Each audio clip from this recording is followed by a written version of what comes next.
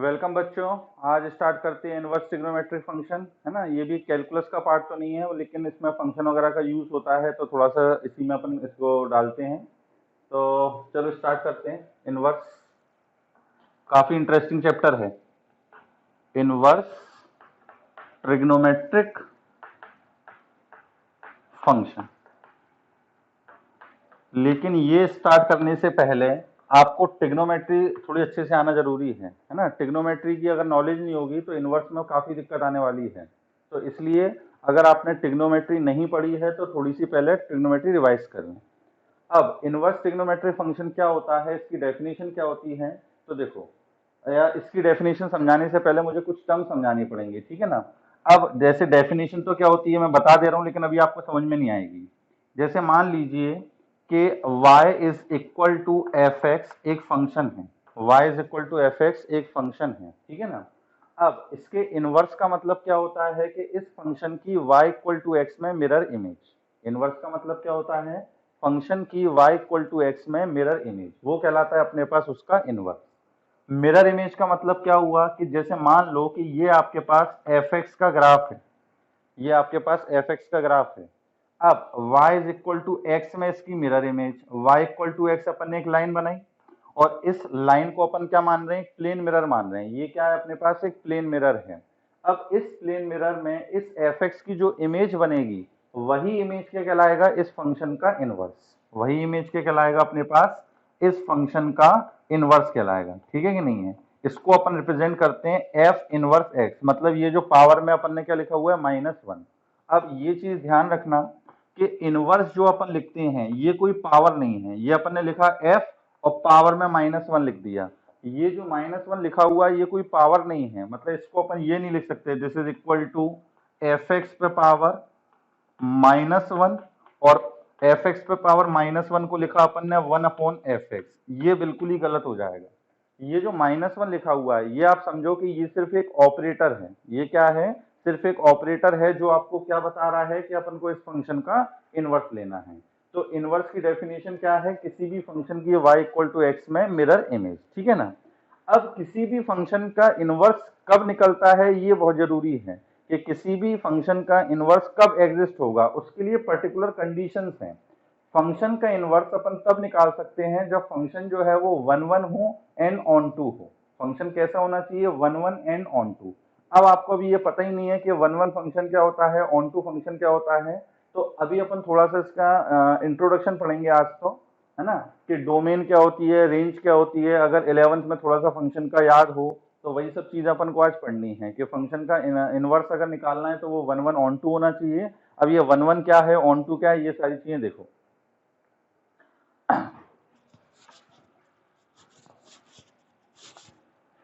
देखो अपन शुरुआत करते हैं फंक्शन की, इनवर्स ट्रिग्नोमेट्रिक फंक्शन। इनवर्स क्या होता है ये तो अपन ने देख लिया, है ना। उसके बाद ट्रिग्नोमेट्री, मतलब जो ट्रिग्नोमेट्रिक फंक्शन है sine cos tan cosec cot और सेक, है ना, इनके अपन को इनवर्स निकालने हैं।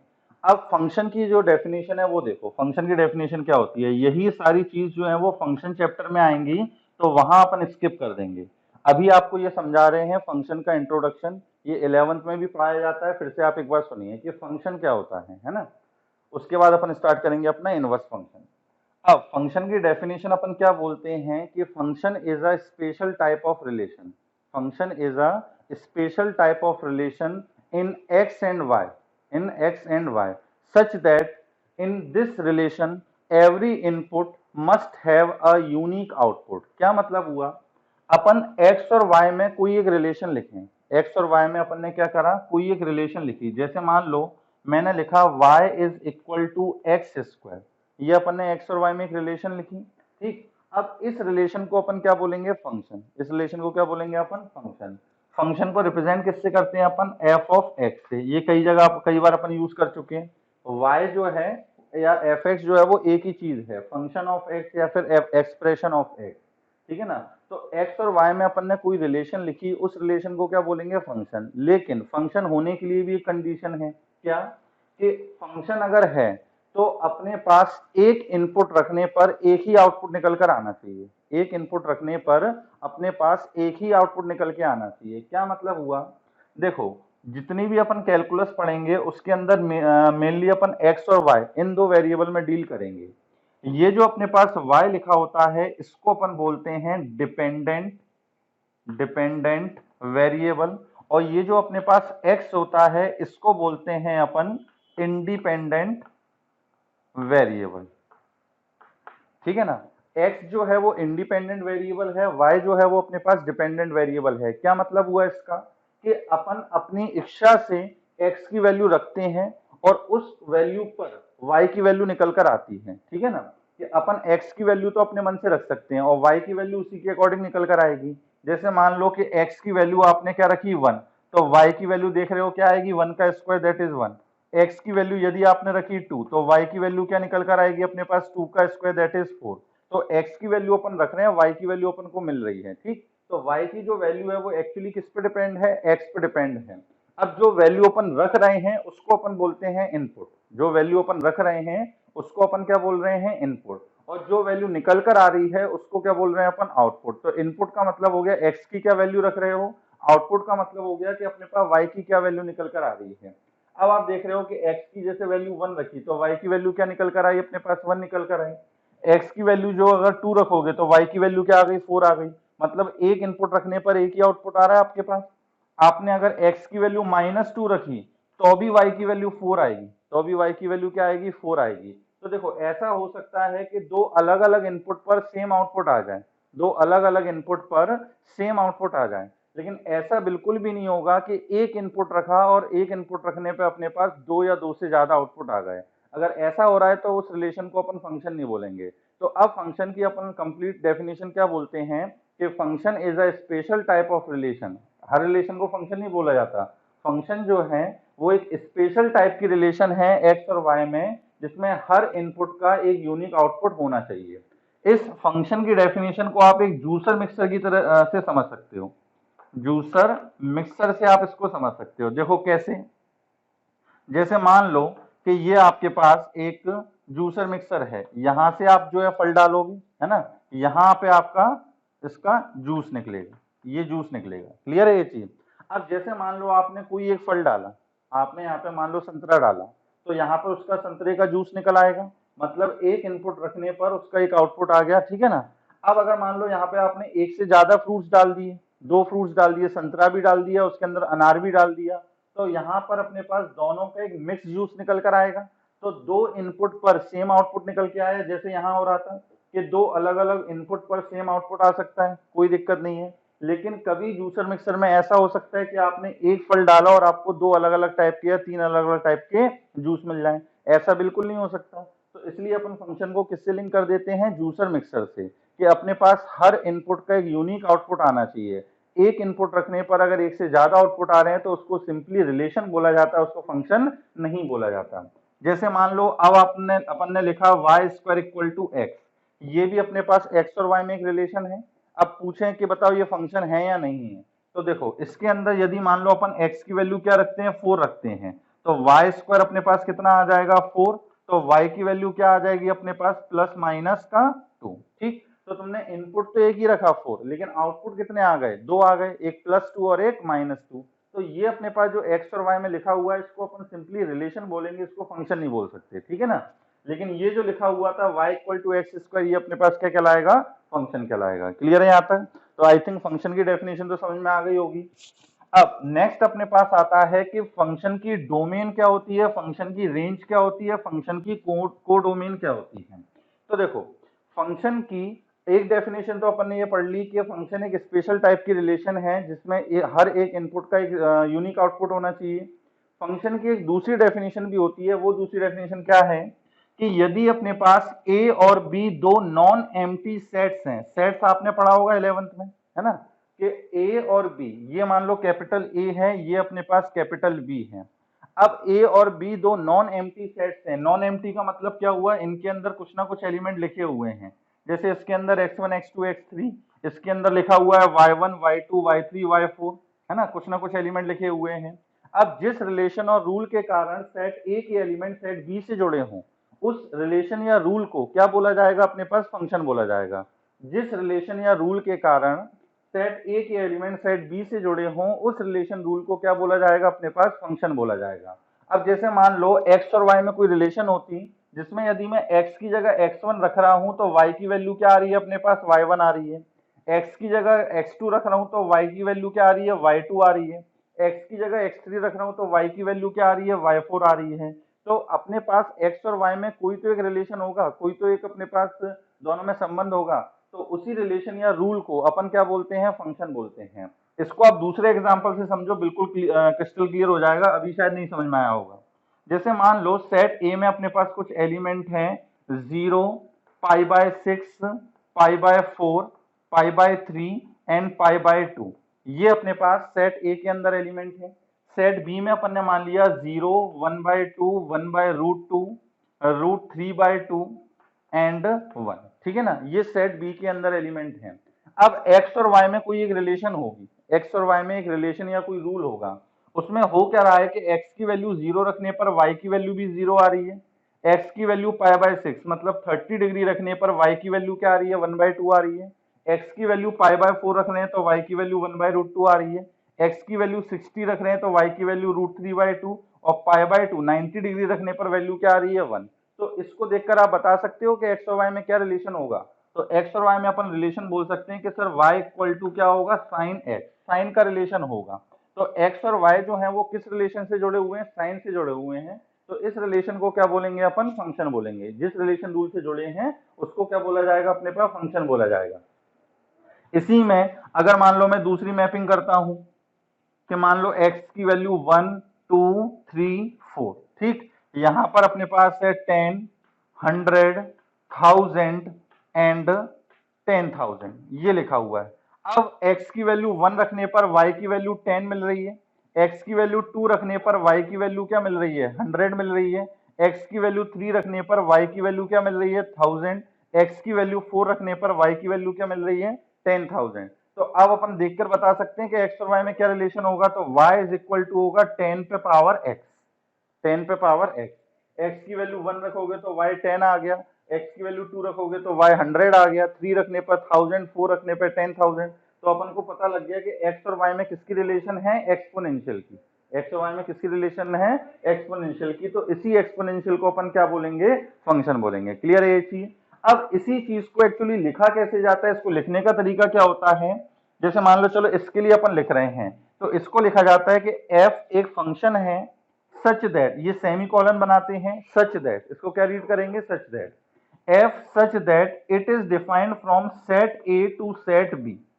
ये अपन ने सेट a लिखा, फिर एरो बनाया, फिर क्या लिखा, सेट b। f एक फंक्शन है जो कि सेट a से सेट b में डिफाइंड है। क्लियर है ये चीज। इसको लिखने का तरीका ये होता है, सेट a का मतलब ये वाला इनपुट वाला घर, ये दो घर हैं, ये किसका घर है, x का घर, मतलब x की जो वैल्यू रख रहे हैं वो अपन इसी घर में से रख रहे हैं। ये किसका घर है, अपने पास y का घर है। एक्चुअली में y का नहीं होता, अभी तो आप ये समझो y का है। तो ये किसका घर होता है, अपने पास y का घर। ठीक है ना। तो अपने पास y की वैल्यू जो निकल कर आएगी वो इसमें से निकल कर आएगी, और जो वैल्यू अपन रखेंगे वो इसमें से रखेंगे। तो ये अपने पास हो गया सेट a, और ये अपने पास क्या हो गया, सेट b। क्लियर है ये चीज, कोई दिक्कत तो नहीं आता। चलिए अब जैसे अब आपसे कोई पूछे कि बताओ भाई डोमेन जो है वो क्या होती है, डोमेन की डेफिनेशन अपने पास क्या होती है। तो डोमेन की भी अपने पास दो डेफिनेशन है, जैसे अपने पास फंक्शन की दो डेफिनेशन है, ऐसे ही डोमेन की भी अपने पास दो डेफिनेशन है। पहली डेफिनेशन तो अपने पास क्या है कि यदि फंक्शन इस तरीके से डिफाइन करके दिया गया है, यदि फंक्शन इस तरीके से डिफाइन करके दिया गया है कि f एक फंक्शन है जो कि सेट a से लेकर सेट b में डिफाइंड है, जो कि सेट ए से सेट बी में डिफाइंड है। ठीक है कि नहीं है। तो इस रिलेशन इस डेफिनेशन में जो सेट ए होता है इसको हमेशा क्या बोला जाता है, domain of the function. Domain का मतलब ये होता है कि आप x की क्या क्या वैल्यू रख सकते हो। ठीक है ना। डोमेन का मतलब सिंपली ये है कि आप x की वैल्यू क्या क्या रख सकते हो। तो देखो अपन x की वैल्यू जो रख रहे हैं वो किसमें से रख रहे हैं, सेट ए में से रख रहे हैं, तो यही अपने पास क्या कहलाएगा, डोमेन कहलाएगा। अगर मान लो इसी में आपसे पूछा जाए कि डोमेन क्या है, तो डोमेन आप क्या बोलोगे, सेट ए। डोमेन क्या बोलोगे, सेट ए बोलोगे। और सेट ए में एलिमेंट क्या है, 0, π/6, π/4, π/3 एंड π/2। क्लियर है ये चीज। तो ये अपने पास क्या हो गई, इसकी डोमेन हो गई।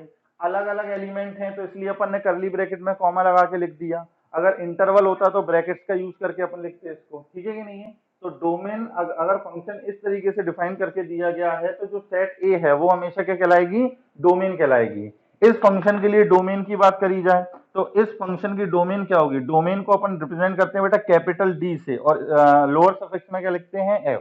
तो domain of the function belongs to, क्या लिखा जाता है, बिलोंग्स टू। ये मैंने इक्वल लिख दिया, इक्वल नहीं लिखते अपन, क्या लिखते हैं, बिलोंग्स टू। तो अब इसके अंदर देखो x की क्या क्या वैल्यू रख रहे हो, तो 1 2 3 एंड 4 ये वैल्यू रख रहे हैं अपन, कोई दिक्कत तो नहीं है इसके अंदर। तो आई थिंक यहाँ तक तो आपको समझ में आ गया होगा, है ना। एक मिनट नोट करिए इसको।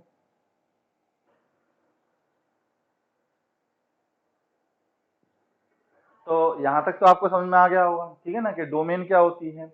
अब दूसरी अपने पास इसकी जो डेफिनेशन होती है डोमेन की, वो क्या होती है ना। अभी अपन को इन्वर्स में उसकी जरूरत नहीं पड़ेगी, आगे फंक्शन जब चैप्टर पढ़ेंगे तब जरूरत पड़ेगी।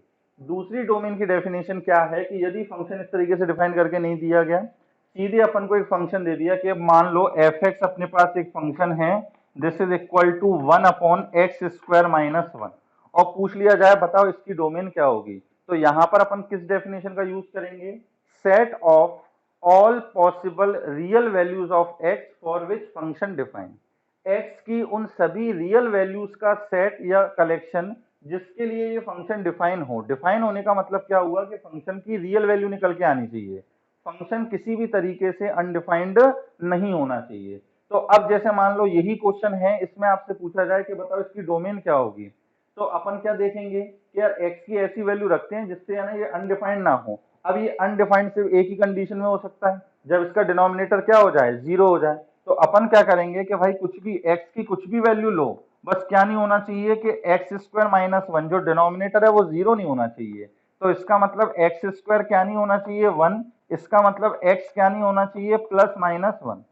+-1 को छोड़कर कुछ भी वैल्यू रखो वो हमेशा डिफाइंड होगा। तो इसकी डोमेन जब अपन को लिखनी होगी तो डोमेन ऑफ द फंक्शन अपन क्या लिखेंगे, domain of the function belongs to all real number except -1, मतलब -∞ से +∞ तक आप कुछ भी रखो, बस क्या नहीं रखना, -1 और 1 नहीं रखना, ठीक है ना। अब जैसे मान लो ये डेफिनेशन कब लगानी है, जब अपन को सिंपली एक फंक्शन दे रखा हो, ये फंक्शन की डेफिनेशन ना दे रखी हो, तब अपन लगाते हैं। अगर मान लो दे रखा है कि एफ एक्स जो है वो लिखा हुआ है कि रूट के अंदर x - 1, रूट के अंदर x - 1/x+3, बोले इसकी डोमेन बताओ क्या होगी, ठीक है ना। अब रूट के बारे में अपन जानते हैं क्या, रूट कब अनडिफाइंड होता है, जब रूट के अंदर कोई नेगेटिव नंबर आ जाए। रूट के अंदर जीरो हो जाए कोई दिक्कत नहीं है, जीरो वैल्यू आएगी।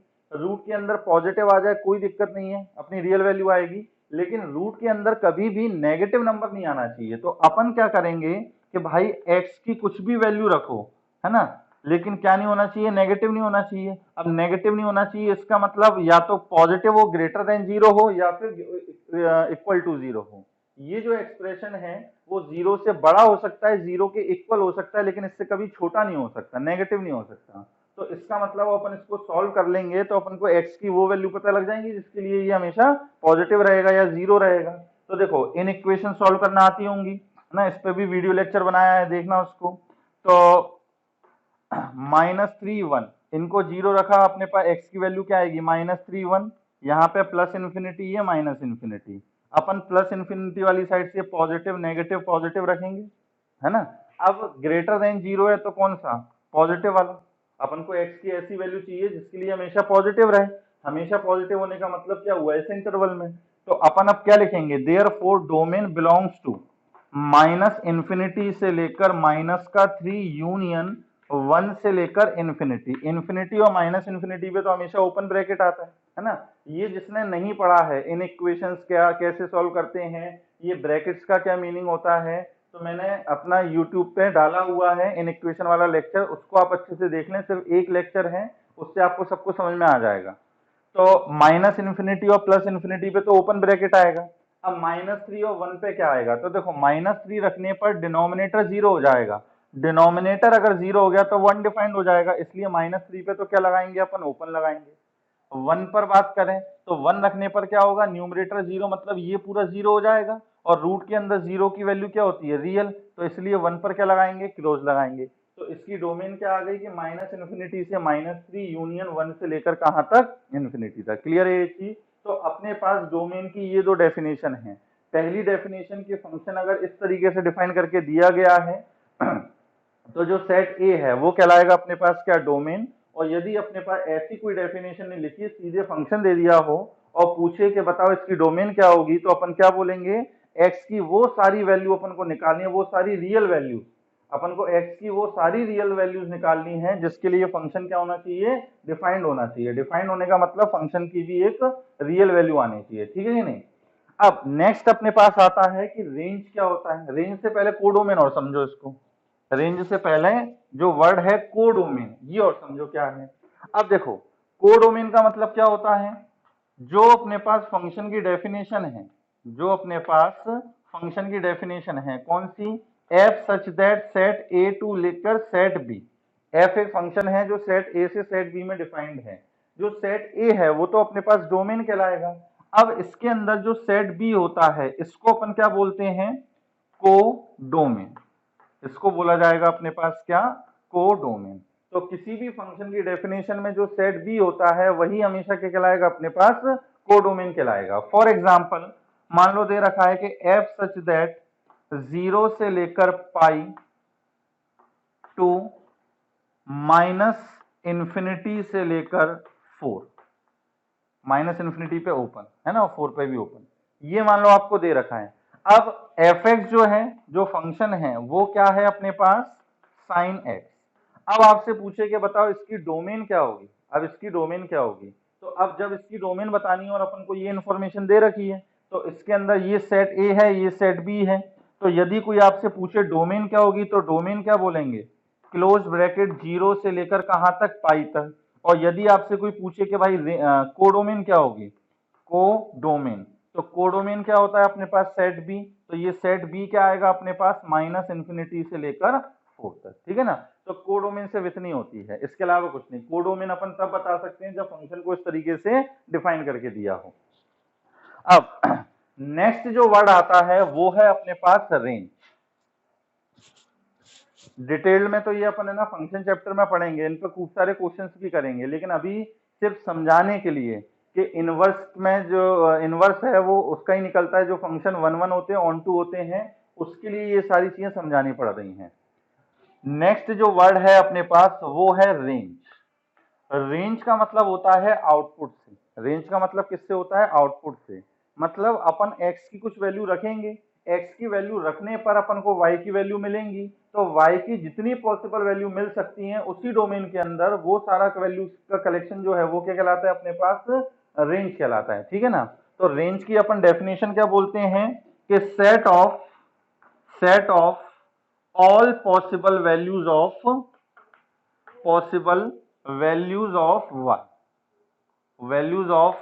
y, ठीक है ना, कि y की जो भी पॉसिबल वैल्यू, y बोल लो या फिर fx बोल लो, है ना, एक ही बात है, y की या fx की जो भी पॉसिबल वैल्यू निकल कर आ सकती है। लेकिन एक चीज याद रखना, डोमेन के अंदर, डोमेन के अंदर, क्योंकि जो आउटपुट होता है वो किस पे डिपेंड करता है, इनपुट पे डिपेंड करता है, ठीक है कि नहीं है। जैसे मान लो कि मेरी बाइक है ना, अब मेरी बाइक में वो पूछे कि ये कितनी चलेगी, तो अपन क्या बोलेंगे, इसमें जितना पेट्रोल डलवाओगे उतना चलेगी, ठीक है कि नहीं है। अगर मान लो मेरी बाइक जो है वो 50 का एवरेज देती है और उसमें 1 लीटर पेट्रोल है, तो वो 50 किलोमीटर चलेगी। अगर 2 लीटर डलवाओगे तो 100 किलोमीटर चलेगी, 4 लीटर डलवाओगे तो 200 किलोमीटर चलेगी। तो जो अपने पास आउटपुट है वो एक्चुअली किस पे डिपेंड कर रहा है, इनपुट पे डिपेंड कर रहा है।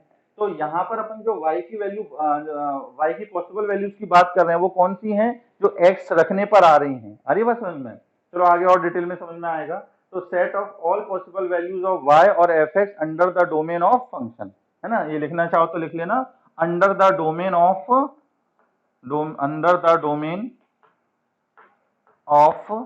फंक्शन। फंक्शन की जो डोमेन है उसी में से अपन को वैल्यू रखनी है, और वो वैल्यू रखने पर y की जो भी पॉसिबल वैल्यू आ सकती है उन सब का कलेक्शन जो है वो क्या कहलाएगा, अपने पास रेंज कहलाएगा। फॉर एग्जांपल अब इसी क्वेश्चन में आपसे पूछा जाए कि बताओ इसकी रेंज क्या होगी। फंक्शन क्या है अपने पास, साइन एक्स है, और अपन इनपुट कहां से कहां तक रख सकते हैं, 0 से लेकर पाई तक। ये आपने पहले सुना होगा कि साइन एक्स की जो वैल्यू है वो कहां से कहां तक हो सकती है, -1 से लेकर 1 हो सकती है ना, ये पढ़ा होगा आपने। लेकिन इस पर्टिकुलर क्वेश्चन के लिए ये इसकी रेंज नहीं है कि सर साइन एक्स की वैल्यू तो -1 से 1 आती है, ये हमने पढ़ा हुआ है, तो बिल्कुल सही पढ़ा है। लेकिन इस पर्टिकुलर क्वेश्चन के लिए ये इसकी रेंज नहीं होगी। क्यों? क्योंकि इसके अंदर इनपुट कहां से कहां तक रख रहे हैं अपन, 0 से लेकर पाई तक। तो अब देखो साइन एक्स की वैल्यू हम रख रहे हैं 0 से लेकर पाई तक, मतलब ये 0 हो गया, ये π/2 हो गया और ये हो गया अपने पास पाई, ठीक है ना। अब अपन फर्स्ट और सेकंड क्वाड्रेंट में ही है, फर्स्ट और सेकंड क्वाड्रेंट में। फर्स्ट में साइन पॉजिटिव, सेकंड में साइन पॉजिटिव, इसका मतलब नेगेटिव वैल्यू तो आ ही नहीं सकती। तो जब अपन x की वैल्यू 0 से पाई के बीच में ले रहे हैं तो साइन x की जो वैल्यू होगी वो कहां से कहां तक होगी, क्लोज ब्रैकेट 0 से लेकर 1 तक, ठीक है कि नहीं है। क्लोज ब्रैकेट 0 से लेकर कहां तक निकल कर आएगी, अपने पास 1 तक वैल्यू निकल के आएगी। तो अपन इस वाले पर्टिकुलर क्वेश्चन में इसकी रेंज क्या बोलेंगे, 0 से लेकर 1। अगर यहाँ पे बोला कोडोमेन पूछा जाए तो -∞ से लेकर 4, ठीक है ना। चलिए एक दो एग्जांपल और समझाते हैं आपको। तो रेंज का मतलब सिर्फ यही है कि अपने पास y की क्या क्या पॉसिबल वैल्यू निकल कर आ रही है ना। कुछ लोग है ना कोडोमेन को और रेंज को सेम समझ ले, सेम नहीं होता है। अपने पास सेट बी जो है वो अपने पास क्या कहलाता है, कोडोमेन कहलाता है। और रेंज का मतलब होता है कि इनपुट रखने पे जो जो आउटपुट आ रहा है उन सबका कलेक्शन, ठीक है कि नहीं है। अब जैसे फॉर एग्जांपल आप ऐसा लिए कि एक फंक्शन है f x is equal to क्या, साइन एक्स। अब डिफाइन कैसे किया गया है, एफ सच दैट 0 π/6 π/4, ये डिफाइन किया है। और इसकी कोडोमेन क्या दे रखी है, 0 1/2 1/√2 और √3/2 एंड 1, ये अपने पास दे रखी है क्या, कोडोमेन। अब आपसे पूछा जाए कि बताओ इसकी अपने पास रेंज क्या होगी, ठीक है ना। या तीनों चीजें निकालते हैं कि इसकी अपने पास कोडोमेन क्या होगी, डोमेन क्या होगी और रेंज क्या होगी। तो सबसे पहले यदि अपन डोमेन की बात करें तो सेट ए डोमेन कहलाएगा। तो सेट ए क्या है अपने पास, सेट ए में डोमेन के अंदर सिर्फ 3 एलिमेंट हैं, 0 π/6 एंड π/4। तो ये अपने पास क्या हो गई, इसकी डोमेन हो गई 0 π/6 π/4, ठीक है ना। अब पूछा जाए कि बताओ कोडोमेन क्या होगी फंक्शन की, तो कोडोमेन क्या बोलेंगे अपन, सेट बी, मतलब 0 1/2 1/√2 √3/2 एंड 1, ये होगी अपने पास क्या, कोडोमेन। अब बात आती है किसकी, रेंज की। तो रेंज का मतलब क्या है कि जो जो आउटपुट आएगा, अब आउटपुट क्या क्या आएगा, देखो 0 अगर रखोगे तो साइन 0 कितना हो गया, 0, तो इसका मतलब आउटपुट में 0 आएगा। अगर अपन ने रखा π/6 तो π/6 का मतलब क्या हो गया अपने पास 30, तो साइन 30 की वैल्यू कितनी हो गई अपने पास 1/2। और यदि अपन ने रखा π/4 तो π/4 रखने पर कितना आएगा 1/√2, तो ये आ गया अपने पास 1/√2। क्लियर है ये चीज। तो आप देख रहे हो कि कोडोमेन अलग चीज है, रेंज अलग चीज है, ठीक है कि नहीं है। जो रेंज का मतलब सिर्फ किससे अपने पास आउटपुट से है कि जो अपन इनपुट रखते जा रहे हैं वैसे वैसे अपन, और जो आउटपुट मिल रहा है वो उसका कलेक्शन क्या कहलाएगा, रेंज कहलाएगा। क्लियर है, यहां तक आप सब नोट करना। तो आई थिंक आपको डोमेन, कोडोमेन और रेंज ये सारी चीजें अच्छे से समझ में आ गई होंगी, ठीक है ना। अभी इस पर क्वेश्चन प्रैक्टिस नहीं करनी है, क्वेश्चन प्रैक्टिस अपन फंक्शन चैप्टर में करेंगे। अभी तो सिर्फ डेफिनेशन समझाने के लिए अपन ये पढ़ रहे हैं। अब नेक्स्ट अपने पास आता है mapping of the function, mapping of function, ठीक है ना। फंक्शन की जो मैपिंग है वो किस तरीके से करी जाती है, या फिर इसको अपन बोलते हैं टाइप्स ऑफ फंक्शन, कि फंक्शन के अपने पास कितने टाइप्स हैं। तो देखो फंक्शन के जो हैं वो अपने पास 4 टाइप होते हैं, फंक्शन के 4 टाइप होते हैं। कैसा, 1 1 on to 1 1 on to, दूसरा है अपने पास 1 1 into, नेक्स्ट है अपने पास मैनी वन ऑन टू ना, TO, और चौथा अपने पास है मैनी वन इनटू। फंक्शन जो है यदि y और x में कोई रिलेशन दे रखी है और वो फंक्शन है तो 100% इनमें से कुछ ना कुछ एक होगा, 100% इनमें से कुछ ना कुछ एक होगा। या तो वो 1 1 on 2 होगा, या 1 1 into होगा, या फिर मैनी 1 on 2 होगा, या फिर मैनी 1 into होगा, ठीक। अब ये होते क्या है 1 1 मैनी 1 into on 2, वो अच्छे से समझिए। सबसे पहले अपन बात करते हैं one one and many one की, ठीक है ना। One one and many one मतलब फंक्शन इनमें से कुछ एक होगा, दोनों एक साथ नहीं हो सकते कि वन वन भी एक फंक्शन मैनी वन भी, ऐसा नहीं। या तो वो वन वन होगा या फिर मैनी वन होगा। आप देख रहे हो इन दोनों में फंक्शन वन वन है, इन दोनों में मैनी वन है। अब one one mapping many one mapping ये क्या होती है, तो ये थोड़ा सा नाम से अपन को क्लियर हो रहा है। One two one mapping, one two one mapping, ये अपन ने दो सेट लिए ए और बी। सेट ए के अंदर अपने पास कुछ एलिमेंट हैं x1 x2 x3। Set B में अपने पास एलिमेंट हैं y1 y2 y3 and y4। ठीक, ये चार एलिमेंट हैं। अब वन टू वन मैपिंग का मतलब क्या हुआ कि सेट ए का जो एलिमेंट है उसकी सेट बी में सिर्फ एक इमेज होनी चाहिए, और वो इमेज जो है वो किसी दूसरे की इमेज नहीं हो सकती, ठीक है ना। अब भाई ये इमेज वर्ड क्या है, ये इमेज वर्ड क्या है, तो देखो जैसे अपन बोलते हैं कि x1 रखने पर क्या आ गया y1, x2 रखने पर क्या आ गया y3, x3 रखने पर क्या आ गया y2। क्लियर है ये चीज। तो इमेज का मतलब क्या होता है कि इनपुट रखने पर जो आउटपुट आएगा तो उस आउटपुट को बोलते हैं अपन इमेज, ठीक है ना। तो मैं जैसे बोलूंगा कि x1 की इमेज क्या है, तो x1 की इमेज का मतलब है कि x1 जब रखेंगे तो अपने पास y की वैल्यू क्या आएगी, तो x1 रखने पर y की वैल्यू क्या आ रही है अपने पास y1, तो x1 की इमेज क्या हो गई अपने पास y1 हो गई। x2 की इमेज पूछे तो x2 रखने पर y की क्या वैल्यू मिल रही है y3, तो x2 की इमेज क्या हो गई y3। सिमिलरली x3 की इमेज क्या हो गई अपने पास y2। तो जब अपन सेट ए से सेट बी में बात करते हैं तब अपन कौन सा वर्ड यूज करते हैं, इमेज। इनपुट रखने पर जो आउटपुट आ रहा है उसको, वो आउटपुट अपने पास क्या कहलाएगा, इमेज। क्लियर है ये चीज। दूसरा अपने पास एक वर्ड आता है प्री इमेज, दूसरा अपने पास एक वर्ड है क्या, प्री इमेज। ठीक, अब प्री इमेज कब वर्ड यूज करते हैं, जब अपन सेट बी से सेट ए में बात करते हैं। जब सेट बी से सेट ए में बात करेंगे तब अपन यूज करेंगे क्या, प्री इमेज। अब प्री इमेज का मतलब क्या हुआ, जैसे पूछा जाए कि y1 की प्री इमेज क्या है, तो इसका मतलब ये पूछना चाह रहा है कि y1 क्या इनपुट रखने पर आया होगा, ठीक है कि नहीं है। y1 जो है वो क्या इनपुट रखने पर आया होगा, तो y1 क्या इनपुट रखने पर आया है x1, तो y1 की प्री इमेज क्या हो गई x1।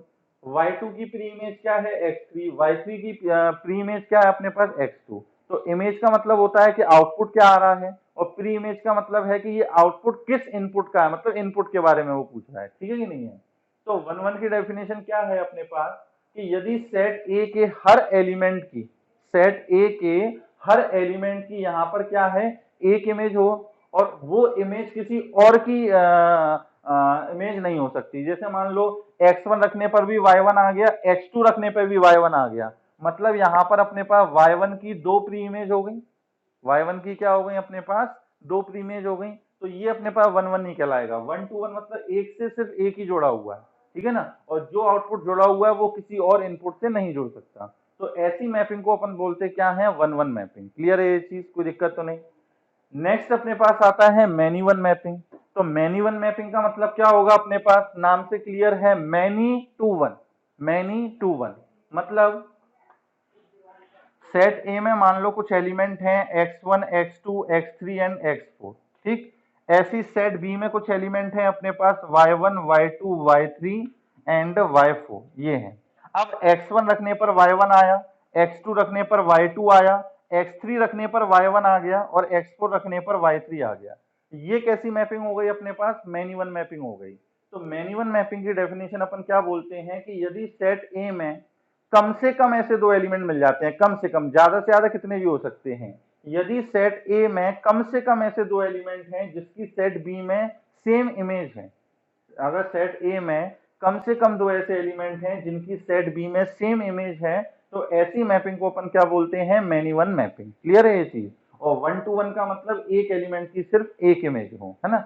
अब जैसे मान लो इसका एग्जांपल अपन बोले तो बोले कि y is equal to x cube, है ना, या फिर f x equal to x cube. इसमें आप x की वैल्यू रखो, कुछ x की वैल्यू रखोगे एक इनपुट पे एक ही। जैसे मान लो x की वैल्यू अपन ने 1 रखी, तो 1 रखने पर y जो है 1 ही आएगा। अब y की वैल्यू 1 किसी और इनपुट पे नहीं आ सकती, है ना, y की वैल्यू 1 किसी और इनपुट पे नहीं आ सकती। x की वैल्यू यदि 2 रखोगे तो y की वैल्यू कितनी आ जाएगी, 8 आ जाएगी। अब y की वैल्यू 8 और कुछ x रखने पर नहीं आ सकती। तो एक इनपुट का एक ही आउटपुट है और वो आउटपुट किसी और की इमेज नहीं हो सकती। यहां पर अपने पास एग्जांपल लेना है, तो एफ एक्स बराबर क्या हो गया अपने पास एक्स स्क्वायर हो गया। यहाँ पर देखो एक्स की वैल्यू यदि 2 रखोगे तो y की वैल्यू या एफ एक्स की वैल्यू कितनी आएगी 4। यदि अपन x की वैल्यू -2 रखेंगे तो भी एफ एक्स की या y की वैल्यू क्या आएगी 4।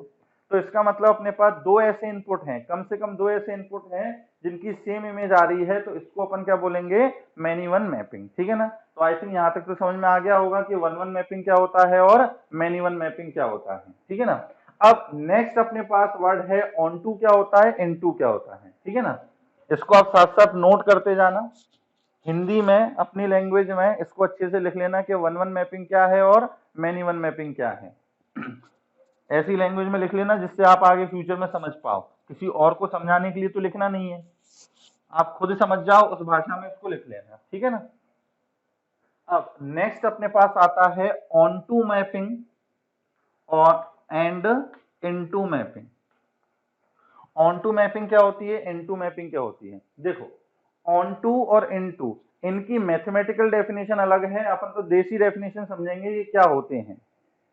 ऑन टू या इनटू जो है ये दो चीजों को कंपेयर करके बताया जाता है। वो दो चीजें क्या हैं, एक तो है रेंज और एक है अपने पास फंक्शन की कोडोमेन। एक है अपने पास क्या रेंज और दूसरी क्या है अपने पास कोडोमेन। इन दोनों को कंपेयर करके बताया जाता है कि फंक्शन जो है वो ऑन टू है या फिर इन टू है। ठीक। अब क्या है इसमें जो आपको देसी भाषा में याद रखना है, ये कोई प्रॉपर डेफिनेशन नहीं है ना, लेकिन इससे अपना काम हो जाता है। यदि अपने पास कोडोमेन है किसी फंक्शन की, कोडोमेन जो है वो रेंज से बड़ी है, वो रेंज से क्या है बड़ी है, तो ऐसी मैपिंग को अपन बोलते हैं ऑन टू मैपिंग, नहीं sorry into mapping. Into mapping यदि अपने पास क्या है कोडोमेन जो है वो रेंज से क्या है बड़ी है, तो इसको क्या बोलेंगे अपन इनटू मैपिंग। दूसरा, यदि अपने पास कोडोमेन जो है वो रेंज के क्या हो जाए अपने पास इक्वल हो जाए, रेंज के इक्वल हो जाए, तो उसको क्या बोलते हैं अपन ऑन टू मैपिंग। कोडोमेन यदि रेंज से बड़ी है तो इनटू मैपिंग, कोडोमेन यदि रेंज के बराबर है तो ऑन टू मैपिंग।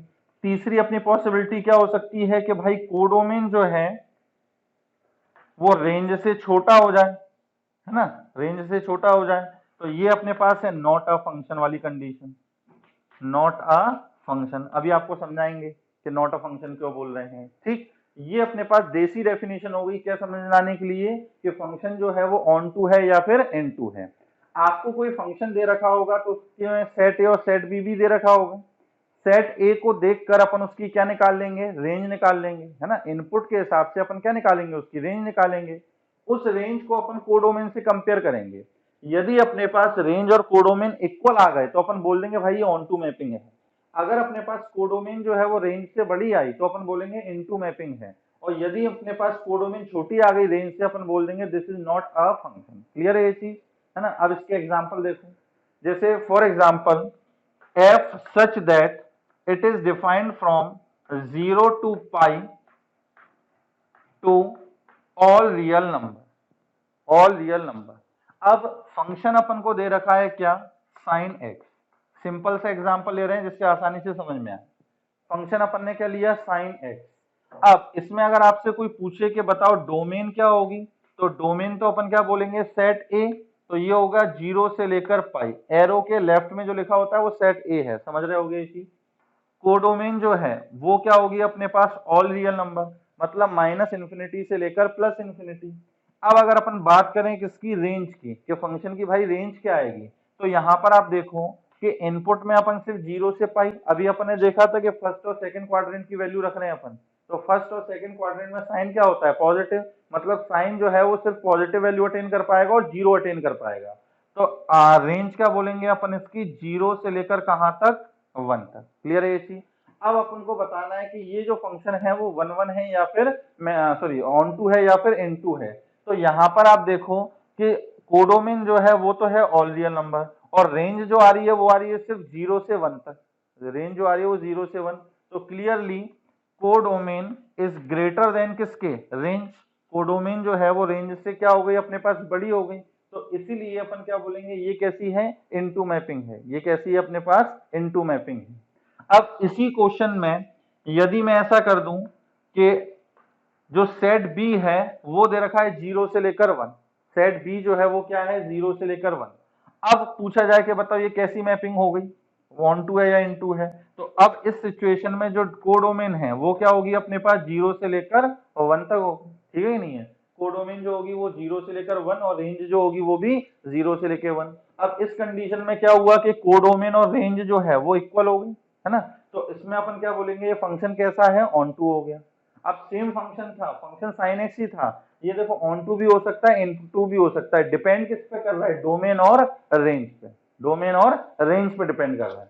अब मान लो यहां पर आ जाए लिखा हो 0 से लेकर 2 पाई, 0 से लेकर 2 पाई, 0 से लेकर 1, सेट ए है 0 से 2 पाई, सेट बी है 0 से लेकर 1।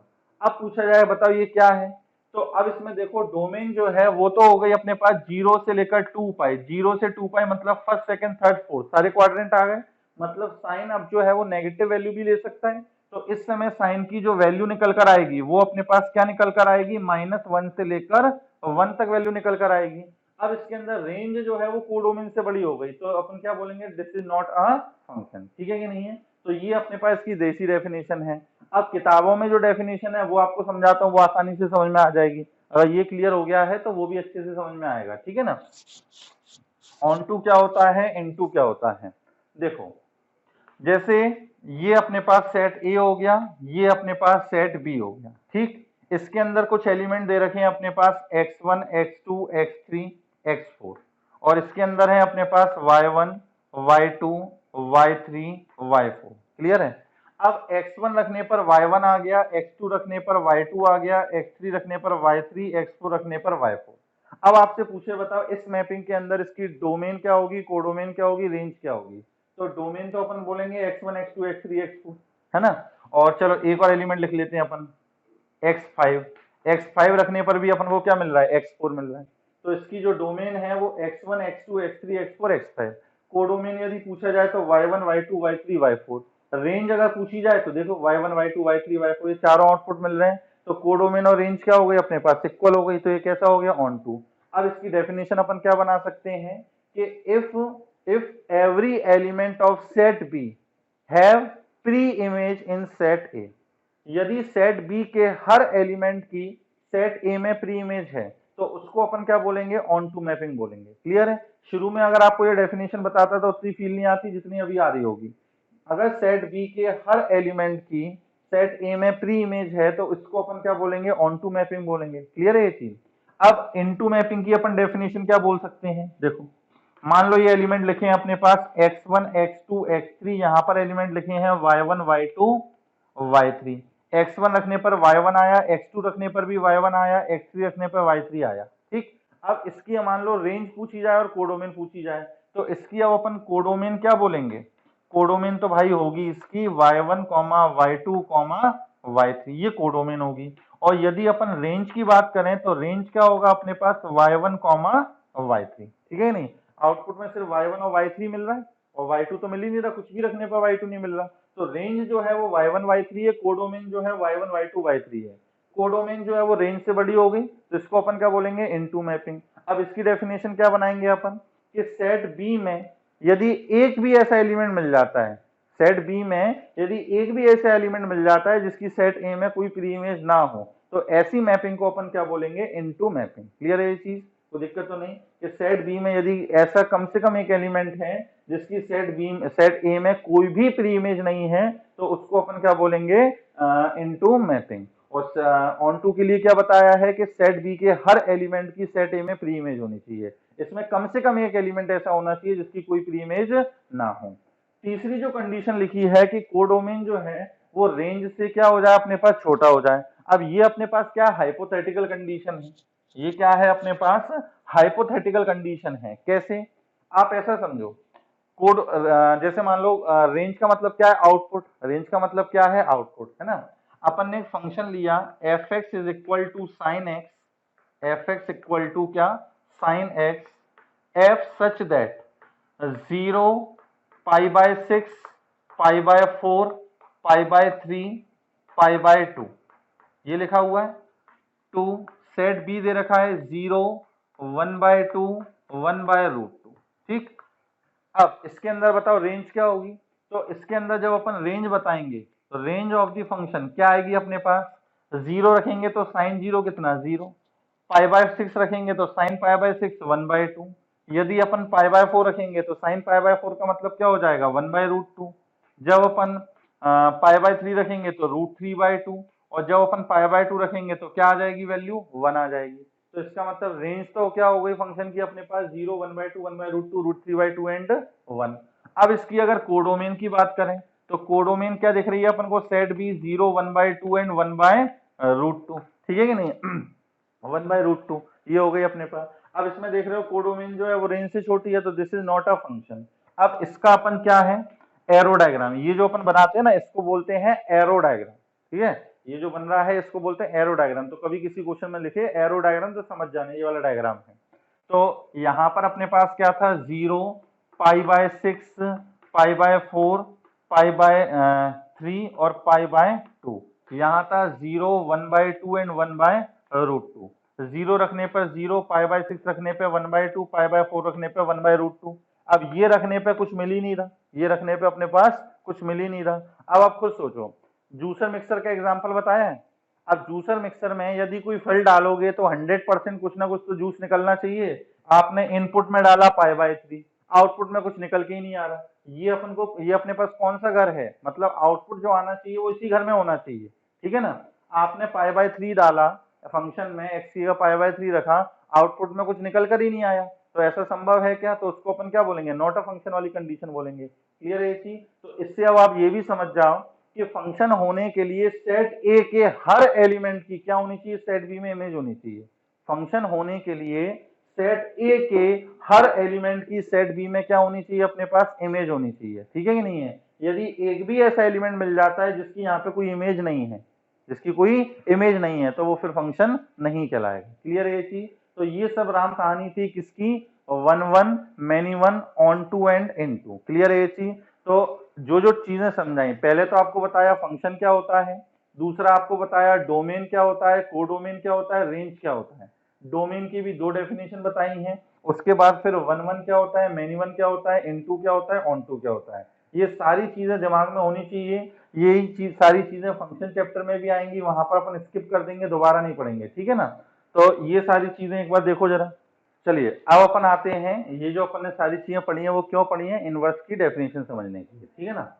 इनवर्स की आपको डेफिनेशन मैंने क्या बताई थी कि y is equal to x में किसी भी फंक्शन की mirror image, y is equal to x में किसी भी फंक्शन की क्या मिरर इमेज, यही डेफिनेशन बताई थी। तो मान लो इस फंक्शन की इमेज बन गई, तो इसी को बोलेंगे अपन क्या, f इनवर्स ऑफ x, ठीक है कि नहीं, इसी को क्या बोलेंगे अपन, f इनवर्स ऑफ x। अब होता क्या है कि जब अपन किसी फंक्शन का इनवर्स निकालते हैं तो डोमेन और रेंज जो है वो आपस में इंटरचेंज हो जाती हैं। जब भी अपन किसी फंक्शन का क्या निकालते हैं, डोमेन इनवर्स निकालते हैं, तो उसकी जो डोमेन और रेंज है वो इंटरचेंज हो जाती हैं। क्या मतलब हुआ, जैसे f एक फंक्शन है सच दैट, जो कि सेट a से किस में डिफाइंड है, अपने पास सेट b में डिफाइंड है। ठीक, मतलब फंक्शन की डोमेन जो है वो सेट a है, जो रेंज है वो क्या है अपने पास, अभी समझो कोडोमेन जो है वो सेट बी है, ठीक है ना। अब जब अपन इस फंक्शन का इनवर्स निकालेंगे तो जो डोमेन और रेंज है, डोमेन और रेंज है वो क्या होगी, इंटरचेंज हो जाएगी। मतलब इसकी अब डोमेन हो जाएगी सेट बी और रेंज क्या हो जाएगी इसकी, सेट ए। अभी इनवर्स के लिए कोडोमेन और रेंज इक्वल होती है, अभी 2 मिनट में समझ में आ जाएगा, ठीक है ना। तो इसको मैं इसलिए बार बार रेंज बोल रहा हूँ। अगर फंक्शन, अब f एक फंक्शन है जिसकी डोमेन है सेट ए और रेंज क्या है अपने पास b, तो इसका जब इनवर्स निकालेंगे तो डोमेन और इन रेंज जो है वो क्या हो जाएंगी, आपस में इंटरचेंज हो जाएंगी। ऐसा क्यों होता है, देखो ये अपने पास x एक्सिस है, ये अपने पास y एक्सिस है, ठीक है कि नहीं है। अपन जो डोमेन रख रहे हैं, तो डोमेन का मतलब क्या हुआ, x की वैल्यू। अब x की वैल्यू अपन इसी x एक्सिस से कुछ उठाकर रखेंगे, तो मान लो ये अपने पास कुछ इनपुट है x1, 0, इस पॉइंट के कोऑर्डिनेट क्या है अपने पास, x1, 0। अब अगर आपको 11th का ध्यान हो कि यदि मैं x1, 0 की x1, 0, या फिर ऐसे याद रख, ऐसे पढ़ा होगा आपने, ये अपने पास लाइन है y इक्वल टू x। अब इस लाइन में यदि अपन x1, y1 की इमेज निकालेंगे तो ये इमेज क्या आएगी, y1, x1, मतलब क्या होते हैं, ये पलट जाते हैं, ठीक है कि नहीं है। बोले 1,2 एक पॉइंट है, y इक्वल टू एक्स में इमेज बताओ, तो 1,2 की इमेज क्या हो जाएगी 2,1, -1,5 की इमेज क्या हो जाएगी 5,-1, x1, y1 की इमेज क्या हो जाएगी y1, x1, क्या होती है इंटरचेंज होते हैं। अब x1, 0 जो है इसकी अपन को y एक्सिस में क्या निकालनी है, sorry y equal to x में क्या निकालनी है, इमेज निकालनी है। तो इसकी इमेज कहां पर आ जाएगी 0, y1। अब 0, x1। अब ये अपने पास कौन सी एक्सिस थी, ये थी अपने पास आउटपुट वाली मतलब रेंज की, और ये थी अपने पास इनपुट वाली, इसका मतलब किसकी, डोमेन की। तो जो डोमेन में पॉइंट था x1 वो कहां पहुंच गया, रेंज वाली पॉइंट पे पहुंच गया, ठीक है कि नहीं है। और अगर यहां कोई अपन पॉइंट लेते हैं मतलब आउटपुट 0, y1, तो ये 0, y1 की y इक्वल टू एक्स में इमेज लेते तो क्या आ जाती है अपने पास y1, 0।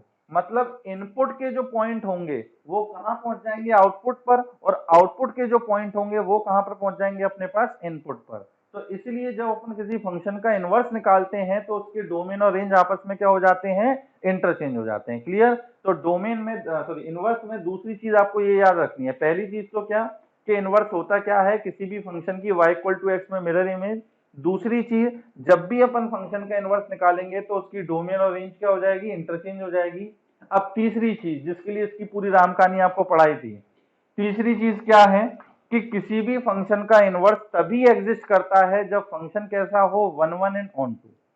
Inverse of a function, inverse of a function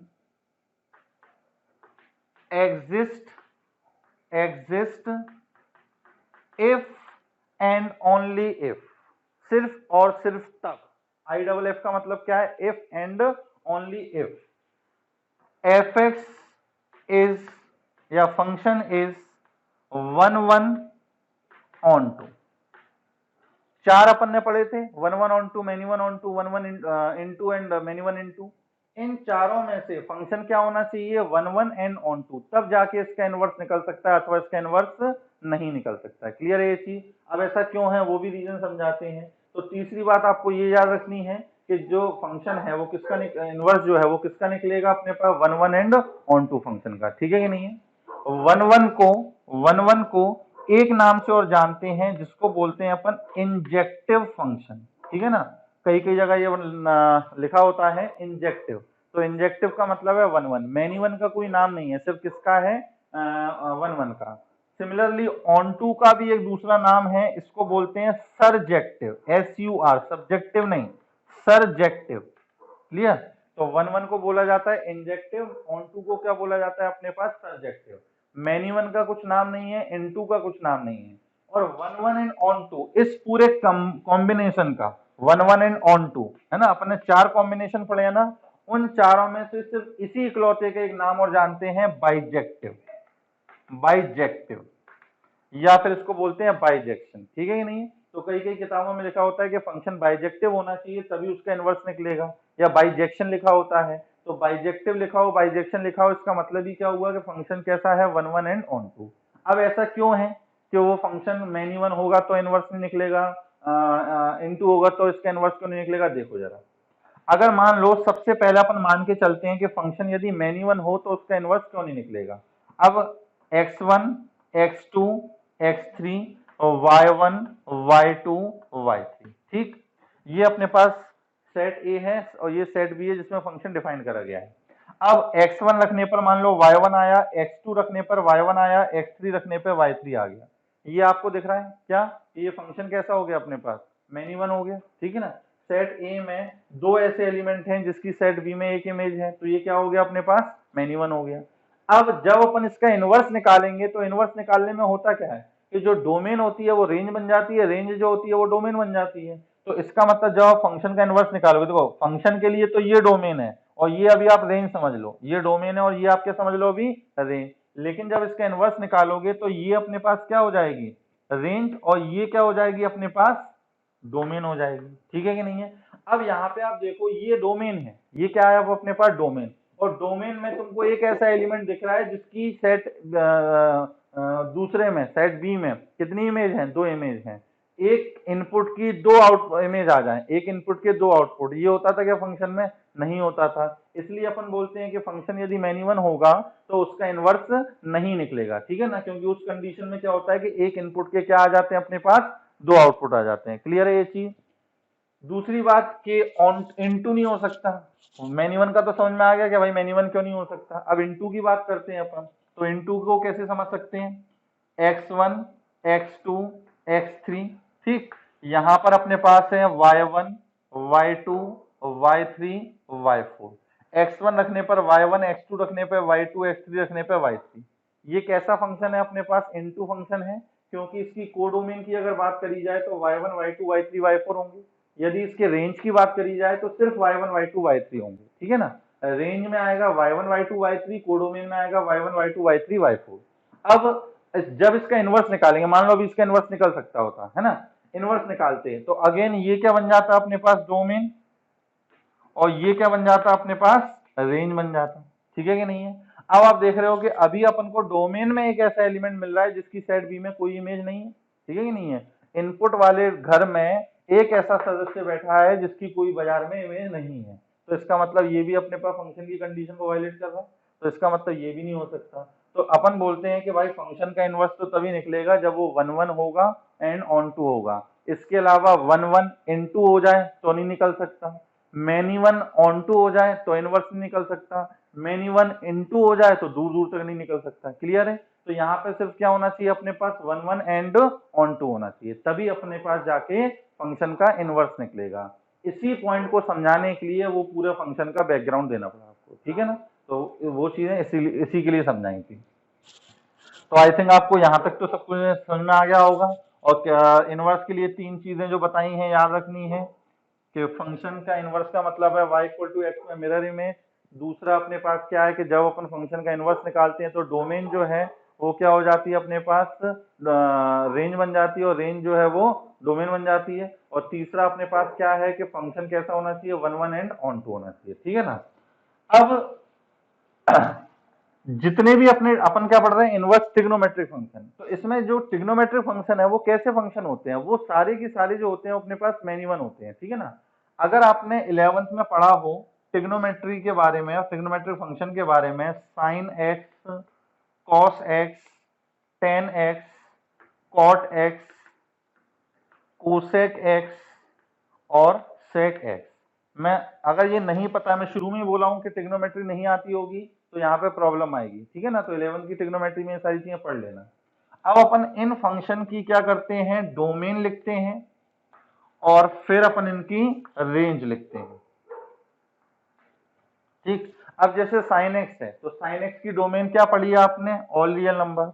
और रेंज मतलब क्या क्या वैल्यू आती है इसकी? -1 से लेकर 1 तक, ठीक है कि नहीं है। अगर अपन cos x की बात करें तो इसकी डोमेन भी क्या होती है? All real number. और इसकी भी रेंज क्या आती है? -1 से लेकर कहां तक? 1 तक, ठीक है ना। अगर 10x की बात करें तो 10x की डोमेन क्या होती है? All real number except odd multiple of π/2। आप x की जगह कुछ भी रख लो, x की जगह कुछ भी रख लो, बस π/2 के ऑड मल्टीपल नहीं रख सकते। π/2, 3π/2, 5π/2 एंड सो ऑन, ये नहीं रख सकते ना। -π/2, -3π/2 ये भी नहीं रख सकते। और इसकी रेंज की बात करें तो इसकी रेंज क्या आती है? ऑल रियल नंबर कुछ भी, -∞ से +∞। अब cot x की domain all real number accept n π। इसके अंदर ये जो n है वो इंटीजर है ना, n जो है इंटीजर। रेंज क्या होगी इसकी? All real number. अगर अपन कोसेक एक्स की बात करें तो ऑल रियल नंबर माइनस का n π, है ना। और इसकी रेंज जो होती है वो क्या होती है? -∞ से लेकर -1 यूनियन 1 से लेकर कहां तक? इन्फिनिटी तक। क्लियर? अब नेक्स्ट अपने पास है सेक एक्स। तो सेक एक्स की domain all real number accept 2n+1 π/2।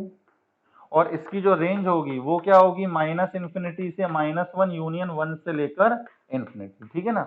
ये एक्चुअली टेबल आपको याद होनी चाहिए, तब आगे इनवर्स की राम कहानी आपको समझ में आएगी, है ना। या फिर आप अभी देख देख के कर लोगे तो आपको समझ में सारी चीजें आएंगी, लेकिन खुद से जब क्वेश्चन करोगे तो नहीं कर पाओगे।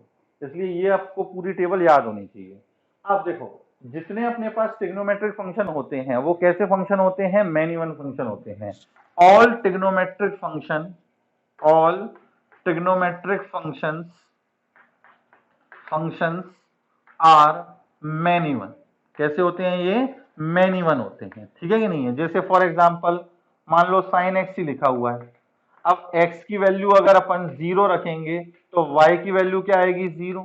x की वैल्यू यदि अपन क्या रखेंगे? पाई बाय 6, तो y पाई रखेंगे तो y की वैल्यू भी क्या आएगी? 0। x की वैल्यू यदि 2 पाई रखोगे तो अभी y कितना आएगा? 0। तो देख रहे हो कितने सारे इनपुट है जिनका सेम आउटपुट निकल के आ रहा है। बहुत सारे इनपुट का सेम आउटपुट निकल के आ रहा है, तो ये कैसे हो गए अपने पास? मैनी वन हो गए, ठीक है कि नहीं है? तो जितने भी अपने पास ट्रिग्नोमेट्रिक फंक्शन होते हैं ये कैसे कहलाते हैं अपने पास? मैनी वन कहलाते हैं। क्लियर है ये चीज? मैनी वन वन पता लगाने का एक टेस्ट भी होता है। अभी अपन टेस्ट वगैरह कुछ तरीका तो पढ़े नहीं है, अभी तो सिर्फ डेफिनेशन बताई है। एक आपको तरीका बताता हूँ, ग्राफिकल टेस्ट होता है, ग्राफ टेस्ट बोलते हैं इसको। यदि अपन को किसी भी फंक्शन का ग्राफ पता है और ग्राफ से अपन को पता लगाना है कि ये वन वन है या मैनी वन है, तो क्या है? जैसे मान लो अपन ने कोई किसी भी फंक्शन का ये ग्राफ बना दिया, ये अपने पास किसी एक फंक्शन का ग्राफ है। अब आपसे पूछ रहा है कि बताओ ये वन वन है या मैनी वन है, तो ग्राफिकल टेस्ट अपन क्या देखेंगे, या फिर इसको कहीं कहीं जगह लाइन टेस्ट भी लिखा होता है ना, लाइन टेस्ट या फिर ग्राफिकल टेस्ट। यदि कोई लाइन जो एक्स एक्सिस के पैरेलल हो, यदि कोई लाइन जो एक्स एक्सिस के पैरेलल हो या खुद एक्स एक्सिस कर्व को एक से ज्यादा पॉइंट पर कट करे, यदि कोई लाइन जो एक्स एक्सिस के पैरेलल है या खुद एक्स एक्सिस ग्राफ को एक से ज्यादा पॉइंट पे कट करे तो वो कहलाता है मैनी वन, और यदि एक पॉइंट पे कट करे तो क्या कहलाता है अपने पास? वन वन, ठीक है ना? यदि अपन को ग्राफ दे रखा है, लाइन टेस्ट से पता लगाना है कि ये वन वन है या मैनी वन है, तो क्या करते हैं, देखते हैं यदि कोई ऐसी एक लाइन मिल जाती है जो एक्स एक्सिस के पैरेलल हो, है ना? अब वो ग्राफ को अगर एक ही पॉइंट पे कट करेगी तो वन वन, और एक से ज्यादा पे करेगी तो मैनी वन। देखो क्यों? जैसे मान लो ये अपने पास एक लाइन मिल गई, इसने ग्राफ को अपन को 3 जगह कट किया, 1, 2 और 3, ठीक? अब यहां पर मान लो x कोऑर्डिनेट है x1, यहां पर x कोऑर्डिनेट है x2, यहां पर x कोऑर्डिनेट क्या है? x3, ठीक? इन तीनों पॉइंट को रखने पर y की एक वैल्यू आ रही है क्या? y1। तो आप देख रहे हो x1 x2 x3 की सेम इमेज है, तो ये क्या हो गया अपने पास? मैनी वन हो गया। यदि मान लो ऐसा ग्राफ होता, ये ग्राफ होता लॉग का, है ना? अब पूछा जाए वन वन है या मैनी वन है, तो इसमें अगर आपने ये लाइन खींची तो देख रहे हो एक ही पॉइंट पे कट कर रहा है, ये लाइन खींच के देख लो ये भी एक पॉइंट पे कट कर रहा है। ऐसा नहीं करना कि सर ये दोनों लाइन 2 पॉइंट पे कट कर रहे हैं, एक ही कोई लाइन ऐसी होनी चाहिए, ठीक है ना? यहाँ पर एक ही लाइन बनाई है और बोले सर यहाँ बना दो, तो यहाँ तो एक ही पॉइंट पे कट कर रही है, तो इसका मतलब इसके ऊपर वो वन वन है और यहाँ से यहाँ तक मैनी वन है, ऐसा नहीं होता, ठीक है कि नहीं है? ये पूरा ग्राफ है, अगर कोई भी ऐसी एक लाइन मिल जाती है जो ग्राफ को एक से ज्यादा पॉइंट पे कट कर दे तो वो क्या होगा अपने पास? मैनी वन ही होगा। अब यहाँ पर आप कोई भी लाइन देख लो एक्स एक्सिस के पैरेलल या खुद एक्स एक्सिस, वो ग्राफ को हमेशा एक ही पॉइंट पे कट करेगी, तो ये क्या कहलाएगा अपने पास? वन वन कहलाएगा, ठीक है कि नहीं है? अब जितने भी ट्रिग्नोमेट्रिक फंक्शन है वो सारे कैसे होते हैं अपने पास? मैनी वन होते हैं, ठीक है ना? लेकिन इनका इनवर्स किसका निकलता है? सिर्फ वन वन का। इनवर्स किसका निकलता है? वन वन का। तो इसका मतलब क्या हुआ कि जितने अपने पास ट्रिग्नोमेट्रिक फंक्शन थे, है ना, उनको अपन को क्या बनाना पड़ेगा? वन वन बनाना पड़ेगा, तब जाके उसका क्या निकाल सकते हैं अपन? इनवर्स निकाल सकते हैं। क्लियर है ये चीज? अब one one many one into one two ये अपन कैसे बना सकते थे? डोमेन और कोडोमेन को थोड़ा सा इंटरचेंज करके। अरे बस में कोडोमेन को और रेंज को यदि अपन थोड़ा सा इंटरचेंज करें, थोड़ा रिस्ट्रिक्ट करें, तो अपने पास वन वन मैनी वन ये सब हो सकता है। अब कैसे करें देखो,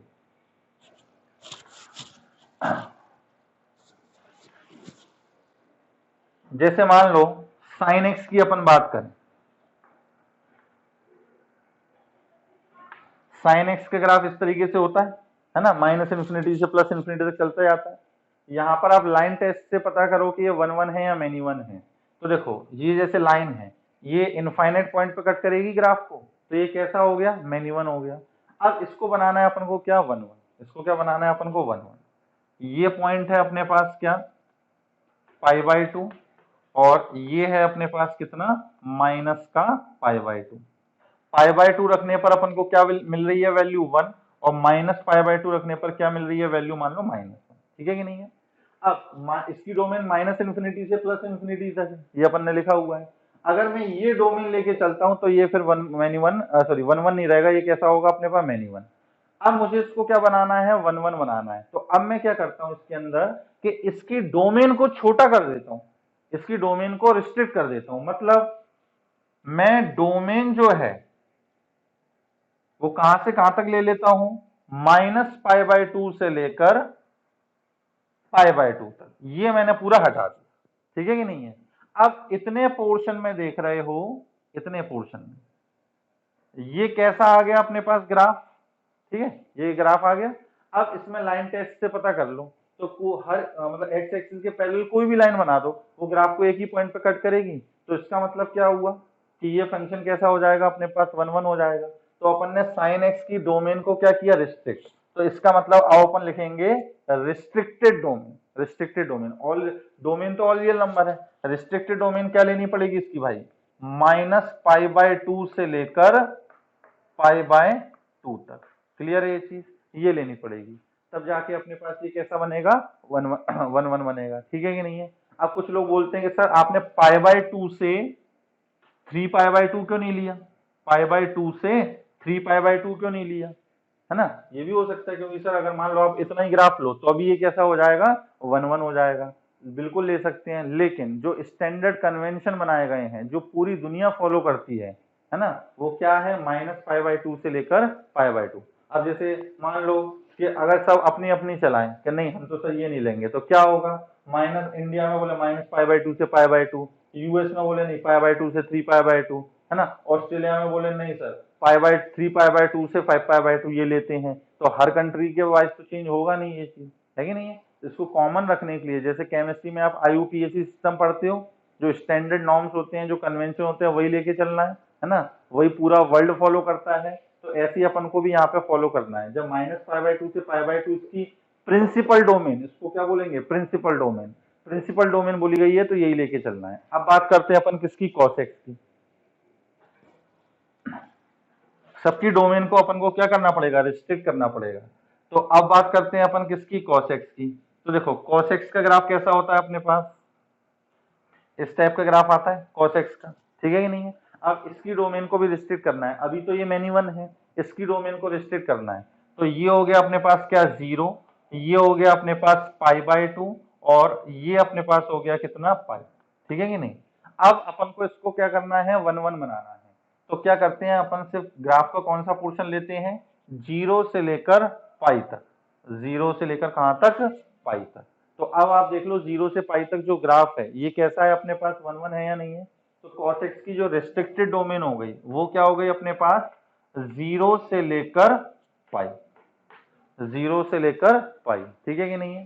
सिमिलरली tan x की अब रिस्ट्रिक्टेड डोमेन क्या लेते हैं, अब मैं डायरेक्ट लिखता जा रहा हूं, जो आपको याद रखनी है। ये tan x की रिस्ट्रिक्टेड डोमेन क्या होती है, -π/2 से लेकर π/2, ओपन ब्रैकेट में -π/2 से लेकर π/2। सिमिलरली अब आपसे पूछे cot x की क्या है, तो cot x की होगी 0 से लेकर पाई तक। अगर पूछे कोसेक x की, तो कोसेक x की है क्लोज्ड ब्रैकेट -π/2 से π/2 एक्सेप्ट 0। और अगर sec x की पूछे तो 0 से लेकर पाई एक्सेप्ट π/2, ठीक है कि नहीं है। ये अपन ने वो रिस्ट्रिक्टेड डोमेन ली है जहां पे ये फंक्शन कैसे बन जाएंगे, 1 1 बन जाएंगे, तो इनका इनवर्स निकल पाएगा, ठीक है कि नहीं है। इन्हीं को बोलते हैं अपन का प्रिंसिपल डोमेन। रेंज अपने पास एज इट इज रहेंगी, मतलब इस इंटरवल में कोसेक एक्स की वैल्यू यहाँ से यहाँ तक आएगी, इस इंटरवल में सेक एक्स की वैल्यू यहाँ से यहाँ तक आएगी। तो इसमें अपन ने कुछ चेंज नहीं किया, अपन ने सिर्फ क्या करा है, डोमेन को छोटा किया है, डोमेन को रिस्ट्रिक्ट किया है, ठीक। यहाँ तक बात समझ में आ गई होगी। अब यहाँ पर अपन ने ट्रिग्नोमेट्रिक फंक्शन की डोमेन को रिस्ट्रिक्ट तो कर लिया, है ना, रिस्ट्रिक्ट करने से क्या होगा, 1 1। अब जो इनवर्स निकल के आएगा, फंक्शन का जो इनवर्स निकल के आएगा उसकी डोमेन और रेंज क्या होगी। तो यहां से अब आपके याद करने का सिलसिला थोड़ा सा चालू होगा, है ना। ये आपको याद रखना है सारी चीजें, क्योंकि ये चीजें दिमाग में नहीं होंगी आप क्वेश्चन कर ही नहीं पाओगे। क्वेश्चन तब कर पाओगे जब आपको सारी चीजें अच्छे से दिमाग में होंगी। आज मैं ज्यादा चीजें नहीं बताऊंगा, नहीं तो दिमाग में खिचड़ी सी बन जाएगी। ट्रिग्नोमेट्री नहीं आती तो थोड़ी बहुत ट्रिग्नोमेट्री पढ़ना, ये मैं सारी चीजें समझाया हुआ हूँ, है ना। उसका मैं वीडियो लेक्चर नहीं बनाया है, लेकिन मैंने लास्ट ईयर 11 के जो बच्चे हैं उनको पूरा समझाया हुआ है कि इनकी ये डोमेन क्यों निकल के आती है, इनकी यही रेंज क्यों निकल कर आती है, ठीक है कि नहीं है। तो वो सारी चीजें आपने पढ़ी होंगी, उसको एक बार रिवाइज करना। अब अपन करते हैं इनवर्स फंक्शन की डोमेन रेंज। सबसे मेन चीज तो यही याद रखने का है, फंक्शन फिर उसकी डोमेन डोमेन और फिर उसकी रेंज, ठीक है कि नहीं है। डोमेन का मतलब क्या होता है इनपुट, और रेंज का मतलब क्या होता है अपने पास आउटपुट। क्लियर। अब देखो साइन एक्स का जो इनवर्स होगा वो क्या होगा, साइन इनवर्स एक्स, इसी तरीके से लिखा जाएगा, इसी तरीके से लिखा जाएगा। कॉस का कॉस इनवर्स एक्स, फिर tan inverse x, cot inverse x, cosec inverse x और सेक इनवर्स एक्स, ठीक है कि नहीं है। अब इनकी अपन को क्या करना है, डोमेन और रेंज लिखनी है। डोमेन और रेंज में इनवर्स निकालने में क्या बताया अभी आपको, जब भी किसी फंक्शन का इनवर्स निकलेगा तब उसकी डोमेन और रेंज आपस में इंटरचेंज हो जाएंगे, ठीक। तो इसका मतलब ये है कि ये जो साइन एक्स की डोमेन थी वो अब क्या बन जाएगी, साइन इनवर्स एक्स की रेंज। तो इसकी रेंज क्या आ गई, -π/2 से लेकर π/2। क्लियर है ये चीज, -π/2 से लेकर π/2। और जो साइन एक्स की रेंज है वो क्या बन जाएगी, डोमेन, -1 से लेकर 1। क्लियर है ये चीज। ऐसी अब बात करें कॉस इनवर्स एक्स की, तो कॉस इनवर्स एक्स की जो डोमेन होगी वो भी -1 से 1 होगी, लेकिन इसकी रेंज जो आएगी वो क्या आएगी, 0 से लेकर पाई तक, ठीक है ना। अगर टेन इनवर्स एक्स की बात करें, इस टेबल को देखते जाना, टेन इनवर्स एक्स की बात करें तो टेन इनवर्स एक्स की डोमेन अपन क्या बोलेंगे, जो इसकी रेंज है, मतलब ऑल रियल नंबर, है ना। और इसकी रेंज क्या आएगी अपने पास, -π/2 से लेकर कहां तक, π/2 तक। अगर कॉट इनवर्स एक्स की बात करी जाए तो कॉट इनवर्स एक्स की डोमेन ऑल रियल नंबर और रेंज क्या होगी इसकी, 0 से लेकर पाई। कोसेक इनवर्स एक्स -∞ से -1 यूनियन 1 से लेकर इन्फिनिटी, और रेंज क्या आएगी, कोसेक है ना, तो -π/2 से लेकर π/2 एक्सेप्ट 0, ठीक। और सेक इनवर्स एक्स के लिए -∞ से -1 यूनियन 1 से इन्फिनिटी, और यहाँ 0 से लेकर पाई एक्सेप्ट π/2, ठीक है कि नहीं। मैंने कुछ भी नहीं किया, जो डोमेन थी उसको रेंज वाले सेक्शन में लिख दिया, जो रेंज थी उसको डोमेन वाले सेक्शन में लिख दिया, क्योंकि जब अपन किसी फंक्शन का इनवर्स निकालते हैं तो डोमेन और रेंज आपस में क्या हो जाती है, इंटरचेंज हो जाती है, ठीक है ना। तो ये सबसे पहली चीज आपको याद रखनी है। अगर ये याद नहीं होगी कुछ भी नहीं हो सकता इनवर्स में, भूल जाओ, इसके बिना इनवर्स तो पॉसिबल ही नहीं है, ठीक है ना। अब इसके अंदर एक चीज देखो कि इनवर्स फंक्शन एक्चुअली है क्या। जैसे देखो ट्रिग्नोमेट्रिक फंक्शन आप पढ़ो, ट्रिग्नोमेट्रिक फंक्शन है क्या, ट्रायंगल की दो साइड का रेशियो ही तो है। जैसे साइन एक्स जो है वो क्या है अपने पास, परपेंडिकुलर हाइपोटेन्यूज का रेशियो, कॉस क्या है, बेस और हाइपोटेन्यूज का रेशियो। तो जो ट्रिग्नोमेट्रिक फंक्शन होते हैं, ट्रिग्नोमेट्रिक फंक्शन वो दो साइड का रेशियो है, ठीक है ना। साइन एक्स लिखा वो दो साइड का रेशियो है। अब ट्रिग्नोमेट्रिक फंक्शन में इनपुट में अपन क्या रखते हैं, एक एंगल रखते हैं। इनपुट में क्या रखते हैं, एक एंगल रखते हैं। इस एंगल को रखने पे अपन पे साइड का रेशियो निकल कर आ जाता है। क्लियर है, इसी एंगल रखने पर साइड का रेशियो निकल के आ जाता है। अब इनवर्स में देखो क्या हो रहा है, साइन इनवर्स एक्स, डोमेन है -1 से 1। डोमेन का मतलब क्या है, इनपुट क्या रख रहे हो आप, तो x की वैल्यू जो है वो न्यूमेरिकल वैल्यू रख रहे हो। -1 से 1 का मतलब क्या हुआ, न्यूमेरिकल वैल्यू, क्या -1/2, 0, 1/2, 1/3, 1/√2, है ना, √3/2, इस टाइप से आप x की वैल्यू रख रहे हो। और आउटपुट क्या आ रहा है, -π/2 से लेकर क्या, π/2, मतलब आउटपुट में एक एंगल निकल के आ रहा है। तो याद रखो कि जो अपने पास इनवर्स फंक्शन होते हैं, जो अपने पास इनवर्स फंक्शन होते हैं, ये आउटपुट में हमेशा क्या देते हैं, एंगल। ये आउटपुट में हमेशा क्या देते हैं, आपको एंगल देते हैं। क्लियर है ये चीज। जो इनवर्स फंक्शन है उसमें अपन x की कोई न्यूमेरिकल वैल्यू रखेंगे तब आउटपुट में हमेशा अपन को क्या मिलेगा, एक एंगल मिलेगा। क्लियर है ये चीज, कोई दिक्कत तो नहीं है ना। कुछ लोग इसी में कंफ्यूज आते हैं। अब जैसे मान लो लिखा होता है कि साइन इनवर्स, मतलब भी समझा दे, साइन इनवर्स 1/2। तो अभी आप ये समझ लो साइन इनवर्स 1/2 का मतलब क्या हुआ कि क्या रखने पर साइन की वैल्यू 1/2 आएगी, क्या एंगल रखने पर साइन की वैल्यू 1/2 आएगी। तो अपन को पता है कि भाई साइन के अंदर है ना π/6, 30 डिग्री रखोगे तब वैल्यू क्या आएगी, 1/2। तो साइन इनवर्स 1/2 की वैल्यू कितनी हो गई, π/6। क्लियर है ये चीज, कोई दिक्कत तो नहीं। इस टेबल को जरा नोट कर लें आप, इस टेबल को नोट कर लिया होगा। अब नेक्स्ट टॉपिक लिखिए, बस ये लास्ट समझा रहा हूँ, इसके बाद जो है नेक्स्ट टर्न पे अपन करेंगे, है ना। लेकिन ये साथ साथ चीजें याद करते चलना। Quadrant of inverse trigonometric function, quadrant of inverse trigonometric function, ठीक है कि नहीं है, मतलब कौन सा इनवर्स फंक्शन किस क्वाड्रेंट में लाई करता है।